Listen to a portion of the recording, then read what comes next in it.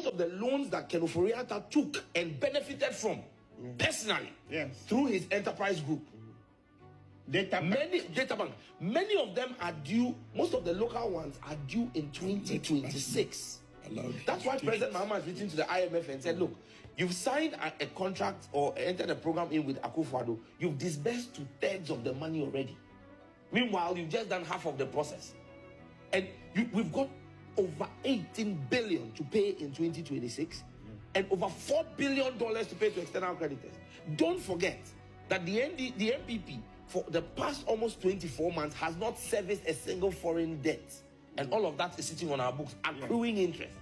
John Mahama is coming to carry that burden. And so I agree with you that the next NDC administration, I believe that government must have a ministry, not of information, not just of information, but a ministry of information and public engagements, where we will constantly carry the people of Ghana along, letting them understand what the status and what the issues are. Let them understand where we are as a country. How much revenue have we? Look, and I'm going to share with you. Yesterday, a woman came all the way to Ningo. Yesterday, I started my thank you talk. From here, I'm going to continue today. A woman came to me yesterday with evidence, and my heart broke down. I told her I would speak about it here today. She works at an axle load station. And I want you to please listen to me. She does not work at a start point or an end point. She works at an axle load station midway in the country. In November this year, she was sacked from office, from post, and told to go home that they can't work with her. You know why? In 2023, her axle weight station, at that time, the person who was managing it was called David Kwashi. And I'm putting out the facts.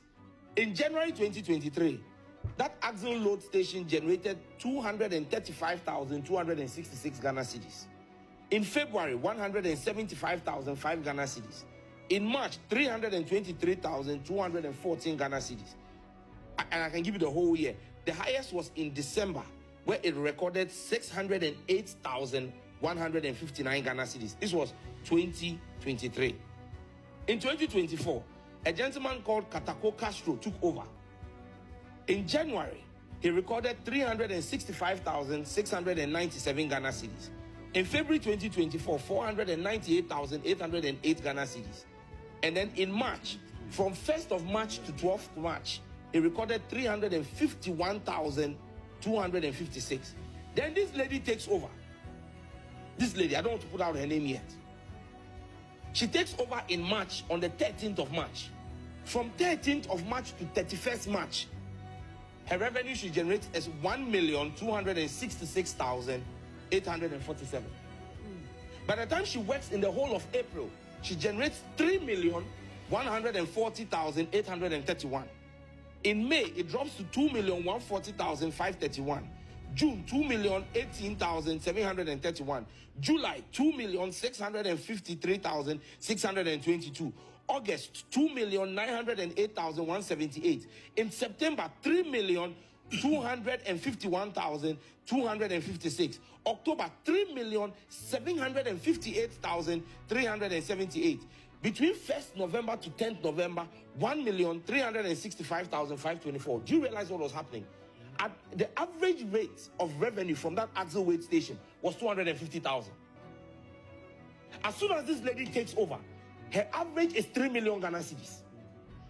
She was called by the Highways Authority and told that she was raising too much revenue because there's a cartel that drains the money that is raised and declares only average of 250,000 every month.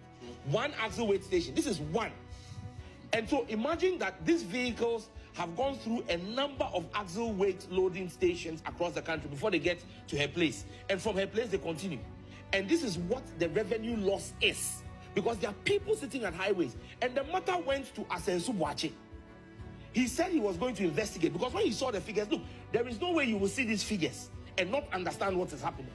Then she was told to go home because she's NDC. Oh. Yes. So these are the kinds of slippages and leak in our system that we need to collectively work as a country to plug. One axle load station. She was laid off. Oh, she's been sent home. Since 10th of November, she's been sacked from the Highways Authority.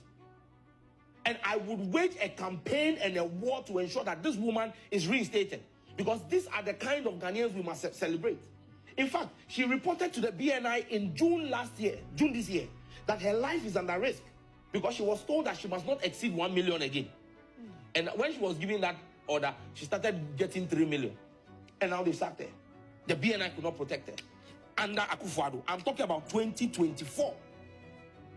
I have the names of the people who were behind this. But you see, like I said, Operation Recover All Loot, ORA, will come after all of them. From the people at Highways Authority who are involved in the scam and the stealing of axle load. So imagine if you had 10 axle weighing stations across the country.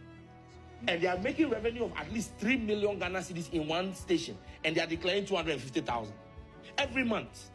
Some people are sitting back and gleaning 2.5 million, 2.75 million from one axle station. Over 10 axle stations, that's 27.5 million Ghana cedis every month. This is what we are bleeding as a country. So when Akufo-Addo said Ghana yenye hiya mine, it's true. Yenye hiya mine. But we have people who have turned themselves into Draculas, drinking the blood and toil of Ghanaians. This is pure fact. The lady came to me, she was crying yesterday. Crying. She said, look, my life is at risk. She can't live in her house. They are threatening to kill her. A woman. Even now. She's been laid off. Yes. So you see, this is the weight of cleanup that John Mahama has to do. And that is why you cannot entertain such thievery and such corruption under the next Mahama administration.